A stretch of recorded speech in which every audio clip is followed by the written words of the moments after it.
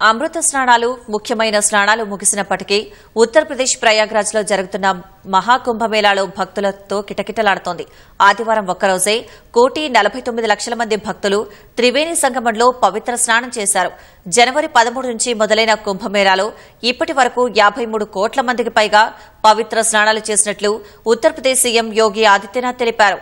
మహాకుంభ ప్రాంతాన్ని ఆదివారం ఆయన విహంగ వీక్షణం ద్వారా పరిశీలించారు. ట్రాఫిక్ నిర్వహణ, భక్తులకు కల్పిస్తున్న సౌకర్యాలను సమీక్షించారు. అధికారులు, భక్తులకు సీఎం యోగి కీలక సూచనలు చేశారు. మరోవైపు ఢిల్లీ తొక్కిస్లాట్లో 18 మంది చనిపోయిన నేపథ్యంలో రైల్వే శాఖ అప్రమత్తమైంది. రద్దీ నియంత్రణకు చర్యలు చేపట్టింది. రైళ్ల రాకపోకలకు సంబంధించి ఆర్పీఎఫ్ లౌడ్ స్పీకర్ల ద్వారా ప్రకటనలు, స్టేషన్ సమీపంలో వాహనాల నియంత్రణ, భద్రతతో పాటు ఎప్పటికప్పుడు సమీక్షిస్తున్నారు. ప్రయాగ్రాజ్, వారణాసి, అయోధ్య, కాన్పూర్, లఖనవూ, మీర్జాపూర్ రైల్వే స్టేషన్లలో ఆంక్షలు విధించారు. ప్లాట్ఫాంపైకి ప్రయాణికులను అనుమతించడం లేదు.